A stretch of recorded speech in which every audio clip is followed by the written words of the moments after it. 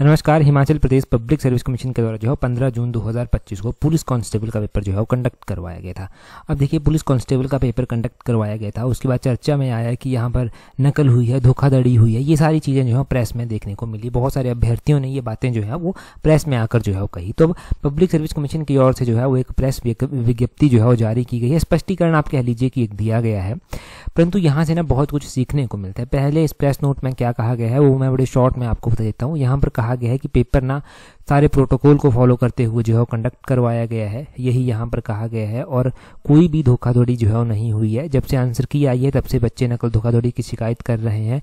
ये संबंध ऐसी बातें मीडिया में जो है वो आ रही हैं। परंतु यहाँ पर एक और बात ये कही गई है कि इस तरह का कोई भी मामला जो है वो जिला प्रशासन के पास, केंद्र पर्यवेक्षक के पास, निरीक्षण जो अधिकारी हैं उनके पास जो है वो ऐसी कोई भी रिपोर्ट जो है वो प्राप्त नहीं हुई है।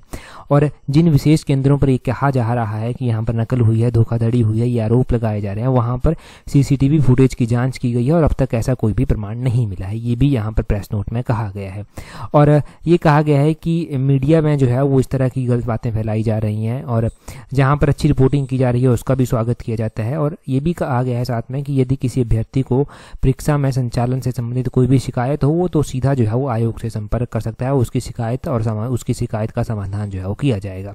शिकायत जो करेगा उसकी पूरी तरह से जांच भी की जाएगी और आवश्यकता अनुसार जो है वो कदम भी उठाए जाएंगे।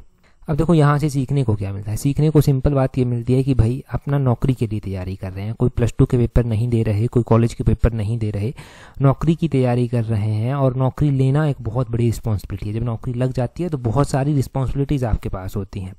अब पेपर में, सेंटर में अगर आपको लगता है ना कि वहाँ पर कोई ऐसी चीज़ हो रही है जो नहीं होनी चाहिए, तो उसका उसी टाइम विरोध कीजिए, तुरंत प्रभाव से विरोध कीजिए, ताकि जो है वो आने वाले टाइम में ये चीज़ें रुक सकें। अभी आप देख रहे हैं कि कितने टाइम के बाद पेपर हो रहे हैं, तो ऐसी चीज़ें नहीं होनी चाहिए। आपको खुद अवेयर होना पड़ेगा। अब उस टाइम अगर विरोध किया होता तो शायद ये चीज़ें मीडिया में नहीं आती, या फिर उस टाइम विरोध आप करते और उसके ऊपर कोई एक्शन नहीं होता तब भी बात थी। अब उस टाइम विरोध कीजिए। अगर आगे आने वाले टाइम में कुछ भी ऐसा होता है तो तुरंत प्रभाव से विरोध कीजिए और कहिए भाई आपका कोई भी कुछ नहीं बिगाड़ सकता। अगर आप सच्चाई के साथ कहेंगे, कहिए कि भाई जो भी जिला की ओर से आया है, जो भी आयोग की ओर से आया है, हमारी बात करवाइए, हमें अपनी कंप्लेंट जो है फाइल वहाँ पर करवानी है।